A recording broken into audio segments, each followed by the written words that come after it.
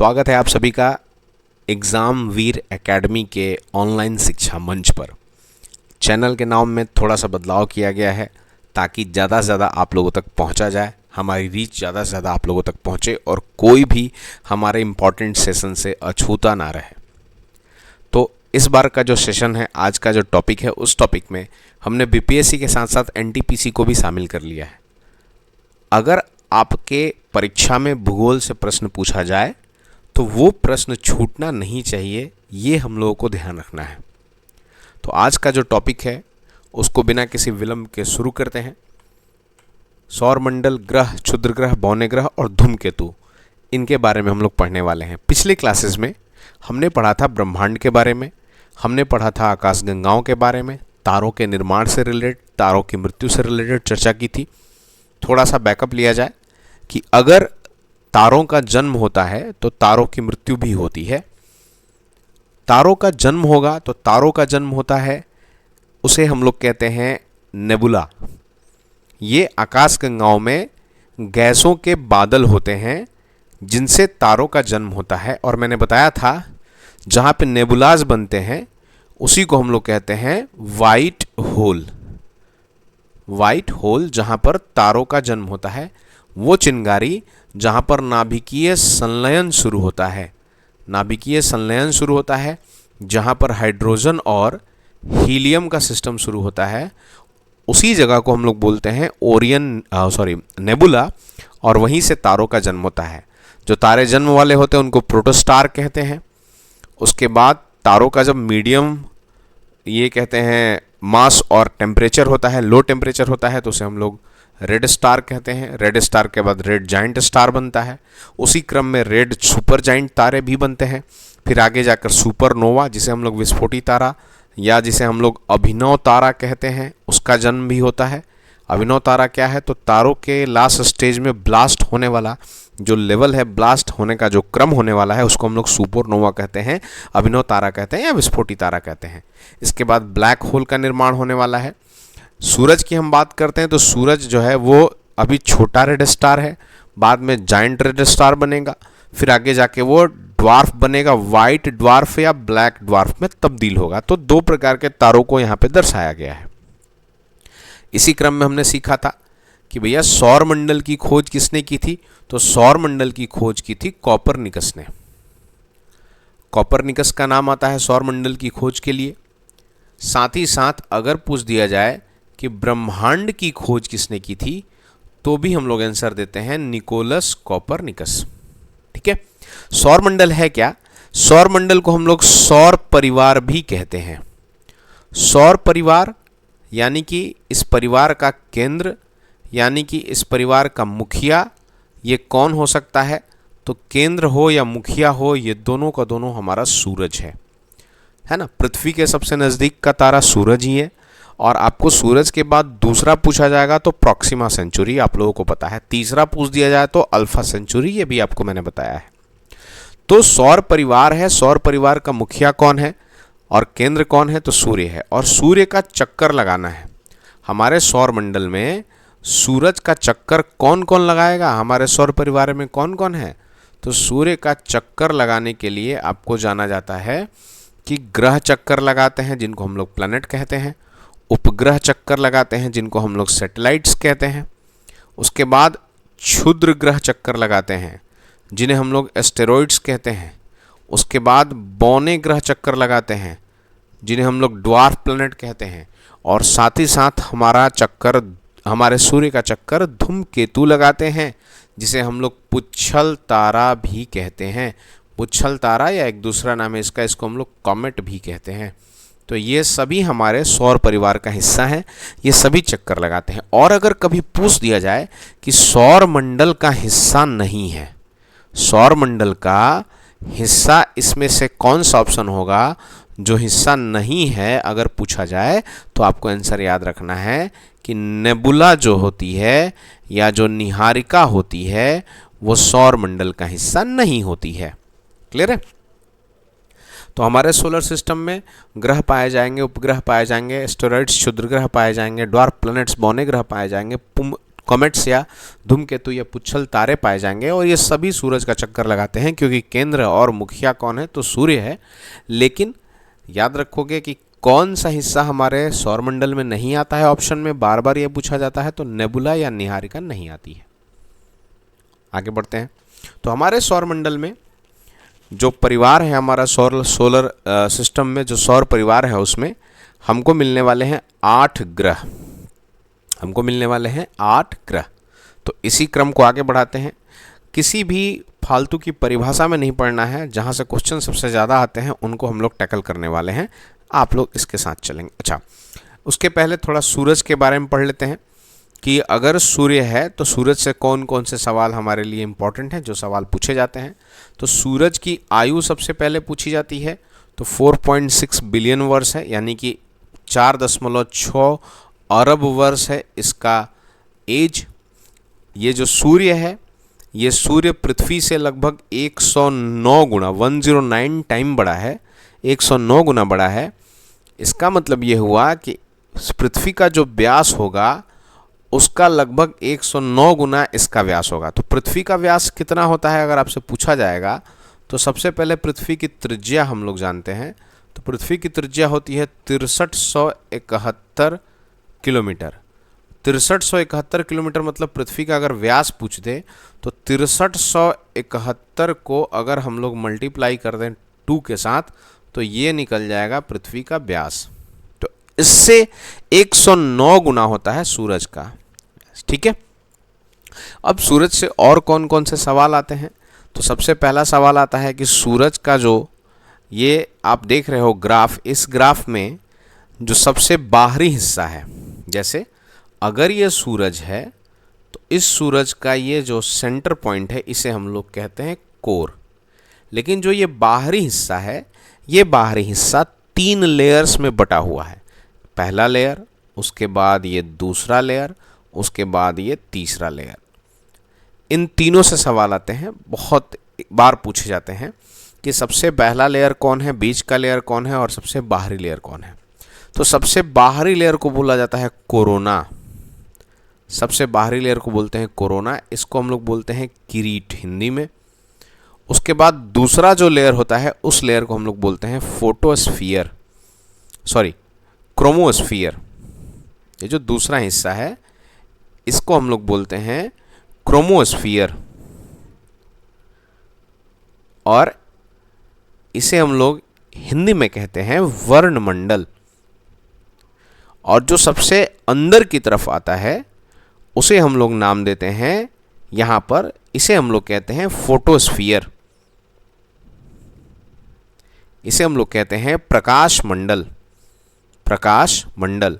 और एक सवाल बहुत फेमस है कि सूरज के सबसे बाहरी लेयर का टेम्परेचर कितना होता है, तो इस प्रकाश मंडल का ही टेम्परेचर पूछा जाता है। वो होता है 6000 डिग्री सी। वो होता है 6000 डिग्री सी। ये सबसे बाहरी लेयर का टेम्परेचर होता है। सूरज के अगर पूछा जाए कि सूरज के ताप का कारण क्या है, ऊर्जा का कारण क्या है, और अगर आपसे पूछा जाए कि सूरज के प्रकाश का कारण क्या है, तो इन तीनों का कारण हम लोग लिखते हैं न्यूक्लियर फ्यूजन रिएक्शन, जिसे हम लोग कहते हैं नाभिकीय संलयन अभिक्रिया। नाभिकीय संलयन अभिक्रिया, जिसमें हाइड्रोजन के 4 नाभिक मिलकर के हीलियम का 1 नाभिक बना देते हैं, और इस प्रक्रम में इतना ज़्यादा भारी मात्रा में एनर्जी बाहर जाता है, लाइट बाहर जाता है, टेम्परेचर बाहर जाता है, जो हमको प्राप्त होता है। सूर्य का प्रकाश पूछता है कि सूरज का प्रकाश, आपसे पूछा जाएगा कि सूर्य का प्रकाश पृथ्वी पर पहुंचता है कितने समय में। इंक थोड़ा गड़बड़ लग रही है, कोई बात नहीं। अगर आपसे पूछा जाएगा कि सूर्य का प्रकाश पृथ्वी तक पहुंचता है कितने समय में, तो सूर्य का प्रकाश है ना 8 मिनट 16 सेकंड एग्जैक्ट होता है। इसे हम लोग 8.16 मिनट कह सकते हैं, मिनट में पृथ्वी तक पहुंचता है। ये बहुत इंपॉर्टेंट सवाल है, याद रखोगे। ठीक है, पहुंचता है। 8.16 मिनट में सूरज का प्रकाश पृथ्वी तक पहुंचता है। तो इम्पोर्टेंट सूरज से क्या क्या सवाल आ सकते हैं कि सूरज की आयु कितनी है, तो 4.6 अरब वर्ष के करीब है। सूरज पृथ्वी से सबसे नज़दीक का तारा है। सूरज हमारे सोलर सिस्टम का केंद्र बिंदु है। सभी ग्रह, उपग्रह, बौने ग्रह, क्षुद्र ग्रह, ये सभी चक्कर काटते हैं सूरज के। सूरज का जो सबसे बाहरी हिस्सा है, ये बाहरी हिस्सा 3 हिस्सों में बटा है। सबसे बाहरी लेयर को कहते हैं कोरोना या किरीट, उसके बाद वाले को कहते हैं वर्णमंडल, और सबसे अंदर वाले इस हिस्से को कहते हैं, तीसरे नंबर को, फोटोस्फीयर या प्रकाश मंडल। ठीक है, आगे बढ़ते हैं। अब देखिए और सूरज से हम लोग क्या क्या का सवाल ले सकते हैं कि भाई यह अत्यंत गर्म गैसों से बना एक तारा है। विशेष रूप से हाइड्रोजन की संरचना 70% तक है। हीलियम की संरचना 26.5% तक है, और अन्य जो छोटी छोटी गैसें होंगी वो 3.5% के, है ना। ये पूरे मिश्रण से बना हुआ है। ये है हमारा सूरज का सिस्टम। यह पृथ्वी से 109 गुना बड़ा है और इसका वजन 2 गुणे 1027 टन है, तथा सौरमंडल के द्रव्यमान का 99.83% इसी का हिस्सा है। मतलब बाकी का जो परसेंटेज बता द्रव्यमान का, उसमें सभी ग्रह, उपग्रह, क्षुद्र ग्रह आ जाएंगे। अच्छा, ये जो लाइन है, ये लाइन बहुत इंपॉर्टेंट नहीं है, लेकिन अब ये लाइन जो है वेरी वेरी वेरी इंपॉर्टेंट मानी जाती है। इससे सवाल आते हैं कि हाइड्रोजन लगभग 70% तक है और हीलियम लगभग 26.5 या 27% तक आता है।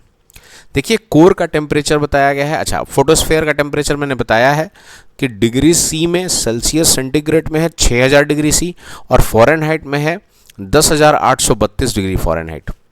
लेकिन जब यही कोर के टेम्परेचर की बात करते हैं, उसके केंद्र बिंदु के टेम्परेचर की बात करते हैं, तो 15 मिलियन डिग्री सी है, या फिर फ़ारेनहाइट में 27 मिलियन फ़ारेनहाइट है।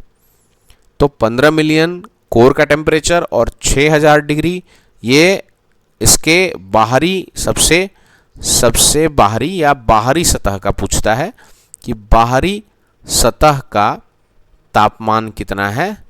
तो बाहरी सतह का तापमान है 6000 डिग्री सी, और पूछता है कि सूरज के केंद्र का तापमान कितना है। तो केंद्र का तापमान होता है 15 मिलियन। क्लियर है? ये दोनों सवाल आते हैं। इन दोनों को हम लोग वेरी वेरी वेरी इंपॉर्टेंट कह सकते हैं। Very very very important section में इनको रखेंगे, ये सवाल भी, और very very very important section में रखेंगे ये सवाल भी। आगे बढ़ा जाए। ये है हमारा सोलर सिस्टम, ये है हमारा सौर परिवार। आपको अगर स्पष्ट दिख रहे होंगे ग्रहों के नाम, तो ग्रहों के नाम दिए गए हैं, और इसके साथ साथ और क्या क्या सवाल यहाँ से हम लोग देख सकते हैं। सूरज के सबसे नज़दीक जो है वो होता है मरकरी, जिसे हम लोग बुध कहते हैं। उसके बाद है वीनस जिसे हम लोग शुक्र कहते हैं। उसके बाद है पृथ्वी, जिसे हम लोग अर्थ कहते हैं। उसके बाद है मार्स, जिसे हम लोग मंगल कहते हैं। ठीक है, मंगल जहाँ पे ये 4 ग्रह जो होते हैं, ये 4 ग्रह देखिए, ये सूरज के सबसे नज़दीक वाले 4 ग्रह हैं। ये 4 ग्रह छोटे आकार के हैं, लगभग एक दूसरे के समान छोटे बड़े हैं। ये चारों पृथ्वी के सदृश माने जाते हैं। इन्हें लिए इनको हम लोग पार्थिव ग्रह भी कहते हैं। इन्हें हम लोग पार्थिव ग्रह कहते हैं। ठीक है, टेरेस्टोरियल प्लैनेट्स कहा जाता है इनको। इसके बाद जो ये छोटा छोटा डॉट डॉट देख रहे हैं, ये छोटी छोटी ग्रहिकाएं हैं, या ये जो छोटे छोटे टुकड़े हैं, छोटे छोटे अवशेष हैं, छोटे छोटे, ये वो चीज़ें हैं जो ग्रह बन नहीं पाई। इनको हम लोग कहते हैं एस्टेरॉयड बेल्ट, और एस्टेरॉयड बेल्ट का मतलब होता है क्षुद्र ग्रह पेटी। क्षुद्र ग्रह पेटी जो है पूछी जाती है कि किन 2 ग्रहों के बीच है। तो यहाँ से हो गया आपका मंगल, और यहाँ पे हो गया आपका बृहस्पति। जुपिटर मतलब हो गया यहाँ पे बृहस्पति। इन दोनों के बीच ये एस्टेरॉयड बेल्ट है, और इसी एस्टेरॉयड बेल्ट में पढ़ा जाता है यहाँ पर है सेरस नाम का एक बौना ग्रह है। क्या होते हैं बौने ग्रह, ये भी हम लोग देखेंगे। तो सेरस नाम का बौना ग्रह इसी क्षुद्र ग्रह पेटी में है। फिर जुपिटर का मतलब बृहस्पति, इससे थोड़ा आगे बढ़ेंगे तो सैटर्न शनि, इससे थोड़ा और आगे बढ़ेंगे तो यूरेनस मतलब हो गया अरुण, और नेपच्यून मतलब हो गया वरुण। तो ये हो गए हमारे 8 ग्रह, बुध, शुक्र, पृथ्वी, मंगल, बृहस्पति, शनि, अरुण और वरुण। इंग्लिश में मरकरी, वीनस, अर्थ, मार्स, जुपिटर, सैटर्न, यूरेनस और नेपच्यून। ठीक है, यहाँ पर देखो ये जो छोटा सा सिस्टम दिख रहा है, ये छोटा सा सिस्टम है प्लूटो का। प्लूटो जिसे हम लोग यम भी कहते हैं, और ये 2006 में ग्रहों की कैटेगरी से बाहर किया गया। और ये भी अब एक बौना ग्रह है। कब से बौना ग्रह है? 2006 से। तो ये हो गया प्लूटो। यहाँ पर एक नाम आपको दिखेगा, ये है मेकमेक। ये मेकमेक जो है ये भी एक बौना ग्रह है। और ऊपर हम लोग देखेंगे एरिस, तो ये एरिस भी है, ये भी एक बौना ग्रह है। अच्छा, यहाँ पर कुइपर बेल्ट की रचना दी गई है। कुइपर बेल्ट का यहाँ ऑब्जेक्ट्स दिखाया गया है। इसके बारे में भी हम लोग चर्चा करेंगे कि कुइपर बेल्ट क्या होता है, इससे कौन कौन से सवाल आते हैं। ठीक है, तो एक ओवरव्यू हो गया आपके सोलर सिस्टम का। अब और क्या क्या इंपॉर्टेंट सवाल आते हैं ये थोड़ा हम लोग देखते चलेंगे। ये इनर प्लैनेट्स हैं, सूरज से दूरी के हिसाब से इनको नज़दीकी ग्रह माना गया है। किसको किसको? तो मरकरी मतलब ये हो गया बुध, और वीनस मतलब ये हो गया शुक्र, अर्थ मतलब ये हो गई पृथ्वी, और मार्स मतलब ये हो गया मंगल। ये चारों के चारों सूरज से दूरी नज़दीक है इनकी, इसलिए इनको हम लोग कहते हैं आंतरिक ग्रह। मतलब क्षुद्र ग्रह पेटी के अंदर की तरफ, सूरज की तरफ वाले ग्रह ये आंतरिक ग्रह कहलाते हैं। उसके बाद चार जो ग्रह हैं वो बड़े आकार में हैं। जैसे ये बृहस्पति हो गया, ये बृहस्पति हो गया। उसके बाद ये हो गया शनि, सैटर्न मतलब शनि हो गया। उसके बाद इसको हम लेंगे तो ये हो जाएगा अरुण, और सबसे लास्ट अरुण, और सबसे लास्ट में हो जाएगा नेपच्यून मतलब वरुण। ये चारों क्षुद्र ग्रह पेटी के बाद वाले हैं। इनका आकार बड़ा है और ये दूरी ज़्यादा रखते हैं, इसीलिए इनको कहा गया है बाह्य ग्रह। क्या कहते हैं इसको? बाह्य ग्रह। इनके दूसरे नाम कौन से हैं? आंतरिक ग्रह पृथ्वी के समान है, इसलिए इनको पार्थिव ग्रह भी कहते हैं। और इनको बृहस्पति के समान माना जाता है, इसलिए इनको जोवियन ग्रह कहते हैं। ये भी याद रखोगे, जोवियन ग्रह। ठीक है, तो ये इनर प्लैनेट्स हो गए और ये आउटर प्लैनेट्स हो गए।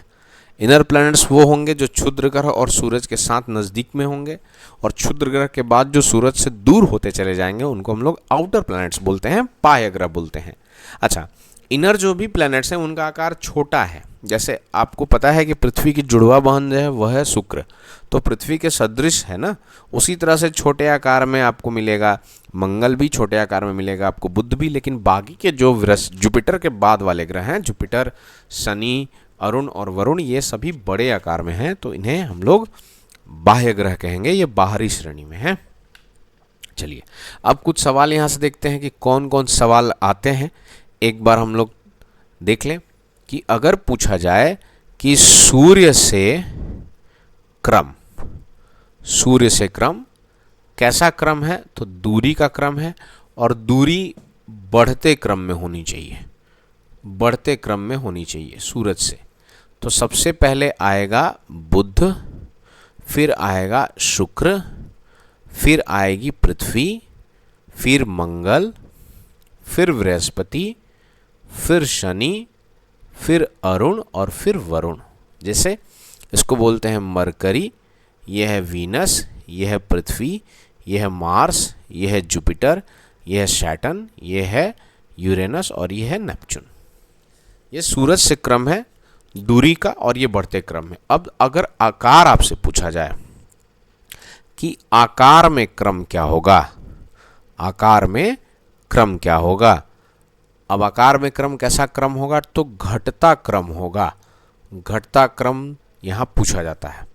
तो सबसे पहले आता है नंबर 1 पे बृहस्पति, नंबर 2 पे शनि, नंबर 3 पे अरुण, नंबर 4 पे वरुण, और नंबर 5 पे हमारी पृथ्वी। नंबर 6 पे पृथ्वी के समान जुड़वा है शुक्र, फिर नंबर 7 पे मंगल, और नंबर 8 पे आता है बुध। ठीक है, तो ये आकार में क्रम हो गया, ये घटता क्रम है। ठीक है, पृथ्वी का क्रम पूछा जाता है तो 5वें नंबर पे। इसके बाद एक और क्रम याद रखना है कि पृथ्वी से क्रम, पृथ्वी से क्रम अगर पूछ दे और कैसा क्रम होगा, तो ये दूरी का क्रम होगा। और दूरी भी जब पूछी जाती है तो बढ़ते क्रम में पूछी जाती है। तो पृथ्वी के सबसे नज़दीक होता है शुक्र, फिर होता है मंगल, फिर होता है बुध, फिर होता है बृहस्पति, फिर शनि, फिर अरुण, फिर वरुण। ठीक है, तो शुक्र, मंगल, बृहस्पति, बुध, बृहस्पति, शनि, अरुण और वरुण, ये है पृथ्वी से क्रम दूरी का। अब आप इस चार्ट को देख के आंसर दे सकते हैं कि सूरज से क्रम कितना है। तो सूरज से सबसे नज़दीक कौन है? बुध। सबसे दूर कौन है? तो वरुण। आकार में सबसे बड़ा कौन है? बृहस्पति। सबसे छोटा कौन है? बुध। और पृथ्वी का आकार कितने नंबर पे है? तो 5वें नंबर पे। दूसरा सबसे बड़ा ग्रह कौन है? तो शनि। पृथ्वी के सबसे नज़दीक का ग्रह कौन होता है? शुक्र। अक्सर बच्चे कंफ्यूज करते हैं कि भाई पहले नंबर पे है बुध, तो बुध से तो दिक्कत नहीं है, दूसरे पे शुक्र आता है, उसके बाद पृथ्वी, उसके बाद मंगल। तो बच्चे कंफ्यूज करते हैं कि पृथ्वी से सबसे नज़दीक शुक्र है कि पृथ्वी से सबसे नज़दीक मंगल है। तो इसका जवाब इस चार्ट में आपको मिल गया होगा कि पृथ्वी के सबसे नज़दीक शुक्र होता है। सबको चीज़ें समझ में आ रही हैं, है ना? अगर आपको वीडियो अच्छी लगेगी तो आपको लाइक भी करना है, अपने दोस्तों से, मित्रों से शेयर भी करना है, और नए हैं अगर इस चैनल के लिए तो सब्सक्राइब ज़रूर करिएगा, क्योंकि जो कंटेंट मिलने वाला है आपको यहाँ पे ये बहुत अच्छा मिलने वाला है। आपके एग्ज़ाम के लिए बहुत ज़रूरी कंटेंट होने वाला है। आगे बढ़ते हैं। तो एक विद्वान है केपलर।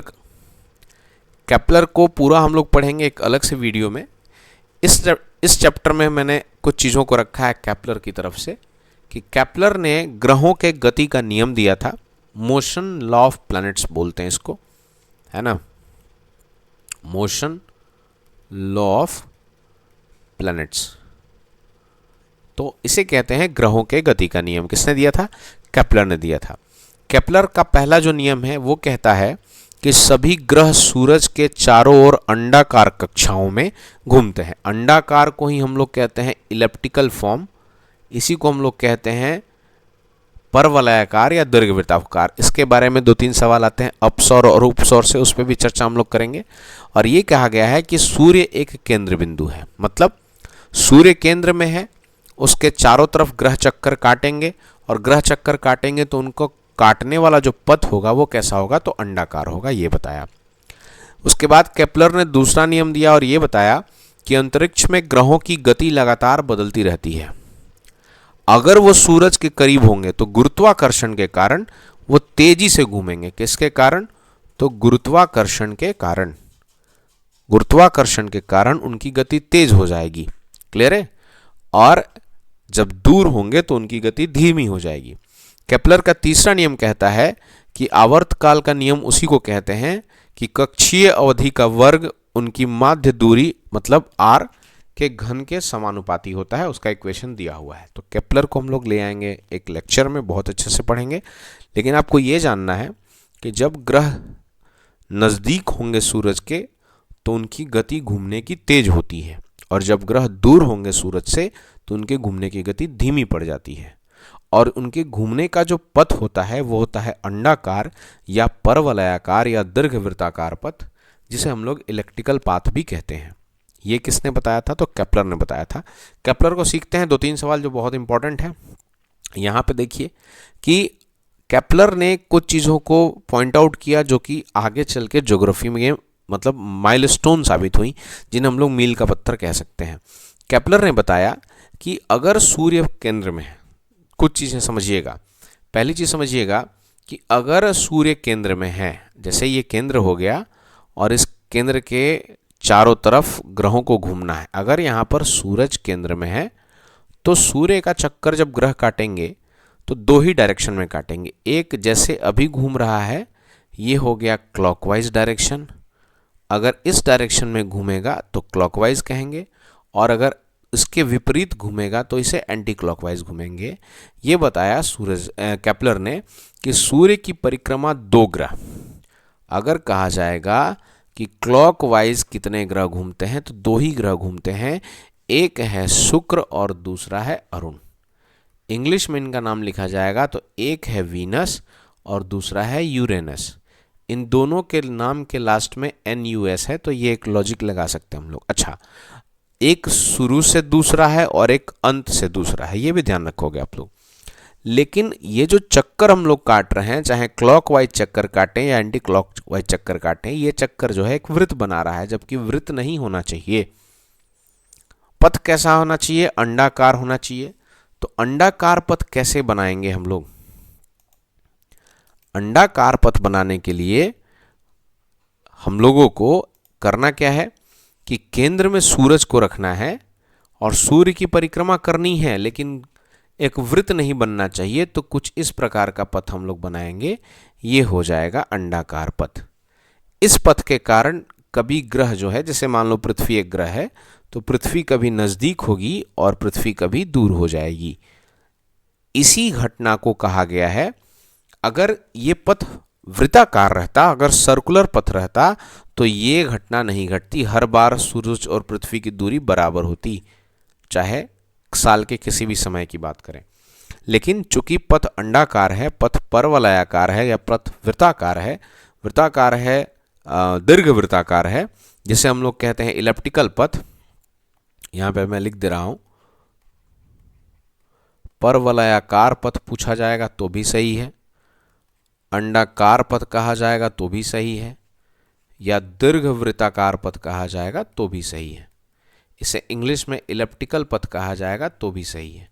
तो ये पथ, ये ग्रहों के घूमने का पथ है, और इसके कारण ग्रह कभी सूरज से नजदीक होंगे और कभी ग्रह दूर हो जाएंगे। जब वो नजदीक होंगे तो उसे कहते हैं उपसौर। जब वो नजदीक होंगे तो उसे कहते हैं उपसौर, जब वो दूर होंगे तो उसे कहते हैं अपसौर। अगर आपको इसको याद करने में दिक्कत होगी तो हमेशा याद रखोगे, उप वाला सिस्टम हमेशा नज़दीक होता है। जैसे राष्ट्रपति के नज़दीक उपराष्ट्रपति, अध्यक्ष के नज़दीक उपाध्यक्ष, सभापति के नज़दीक उपसभापति, उसी तरह से सूरज के नज़दीक तो उपसौर। उपसौर है ये नज़दीक के लिए और अपसौर है दूर के लिए। अगर हम लोग डेट देना चाहें यहाँ पर, तो यहाँ पर हम लोग दे सकते हैं कि 3 जनवरी को होती है उपसौर की घटना, मतलब नज़दीक होता है, और 4 जुलाई को पृथ्वी और सूरज सबसे दूर होते हैं, यानी कि अपसौर की घटना होती है।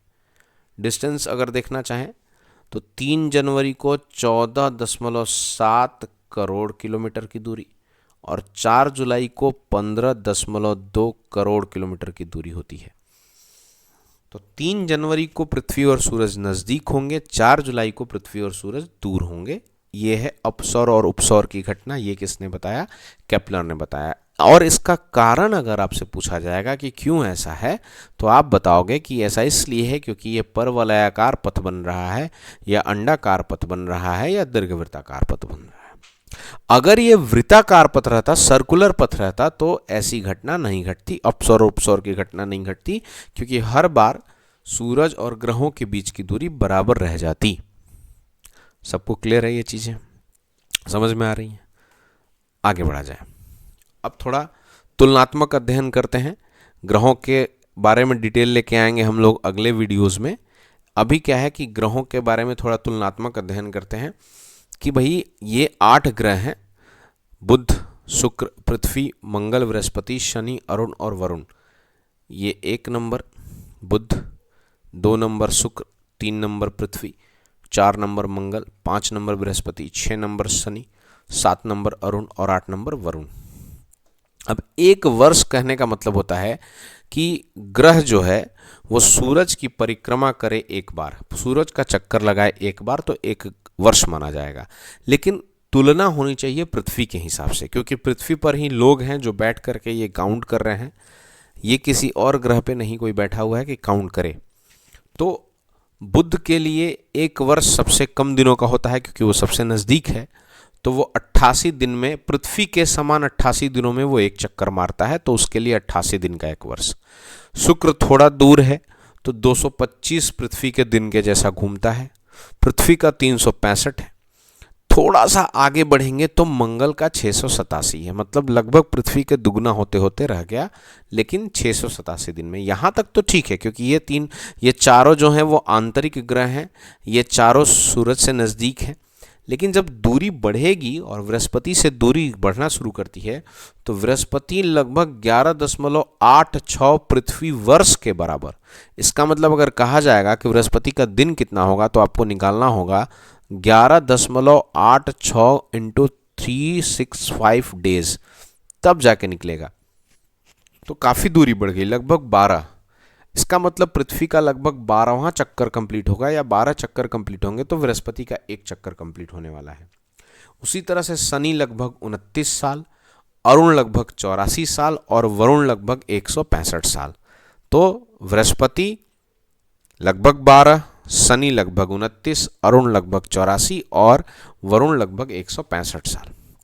ये है इनका एक वर्ष का सिस्टम, मतलब ये अपना एक चक्कर सूरज के चारों तरफ कंप्लीट करने वाले हैं इतने समय में। ठीक है, इसके बाद अगर एक दिन के बारे में समझा जाए तो ये भी पृथ्वी के हिसाब से ही तुलना की जाएगी। पृथ्वी के हिसाब से तुलना करके पढ़ना है कि एक दिन कितने समय का होने वाला है। जैसे पृथ्वी पर 24 घंटे का दिन और रात होता है, उसी प्रकार देखो मंगल पे भी लगभग 25 घंटे का दिन और रात हो रहा है।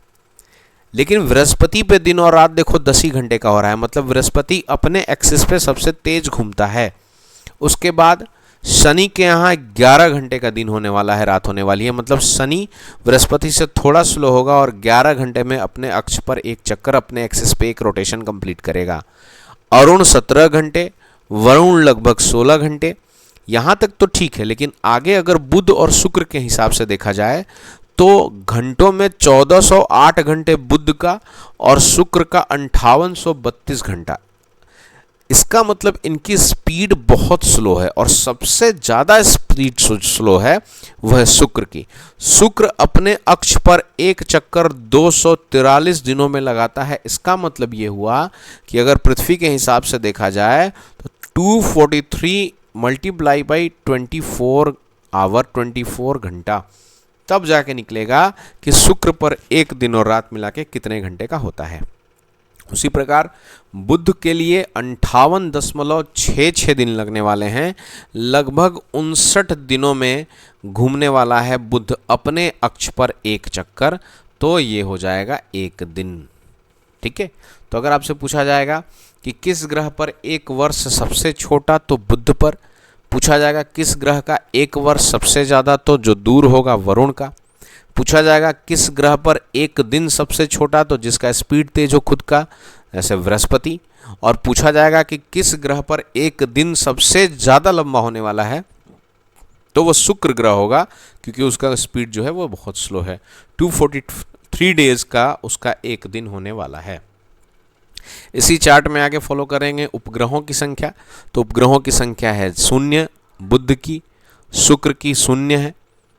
अगर पृथ्वी के लिए देखेंगे तो सिर्फ एक है, जिसे हम लोग चंद्रमा कहते हैं, मून कहते हैं। मंगल के लिए 2 हैं, फोबोस और डिमोस।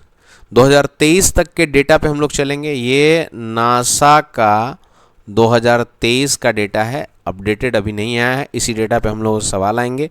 बृहस्पति के लिए 95 हैं सैटेलाइट्स, शनि के 146 हैं सैटेलाइट, अरुण के 28 सैटेलाइट्स हैं और वरुण के 16 सैटेलाइट्स हैं। उपग्रहों की संख्या 16 है।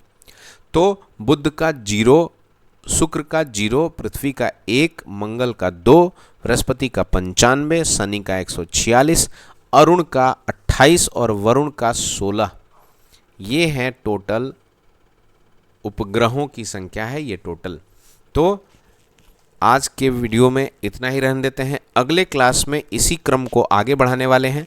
अगर आपको अच्छा लगा होगा तो आप लोग लाइक ज़रूर करिएगा, शेयर ज़रूर करिएगा और चैनल सब्सक्राइब ज़रूर करिएगा। ठीक है, इसी चार्ट के साथ अगले क्लास में आगे बढ़ेंगे और सभी ग्रहों का एक एक करके जितना इंपॉर्टेंट सवाल है वो हम लोग क्लिक करेंगे, क्रैक करेंगे। ठीक है, तब तक के लिए जय हिंद, जय भारत।